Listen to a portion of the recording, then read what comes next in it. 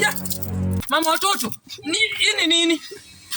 Sini ndo ya unga. Na unga iko wapi? Basi nilipikia saa zile sister yangu alikuwa amenitembelea nikapikia sister yangu. Hata nilikula na watoto. Sister nini?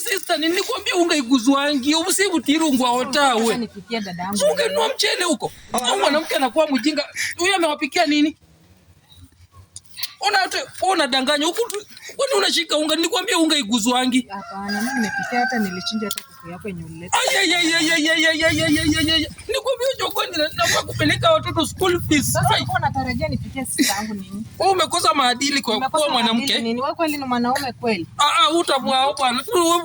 Nataka watu wa kwetu wakuje kwako, watoke hata ni kwangu, watoke bila kukula kitu. Ungepikia mchele. Angalia unga nilikwambia iguzwangi naenda polepole hivi. Unga iguzwangi. Mimi hata siwezi kana mwanaume kama wewe. Acha niende. Kama ni hivyo mimi wewe enda tu. Uko serious? Mimi naenda na baby sio hivyo. Angalia. Hata wanifuate nyuma. Sio hivyo, angalia si unga iko hivyo, angalia. Unga tu ndo nalalamika hata paka majirani wanashangaa.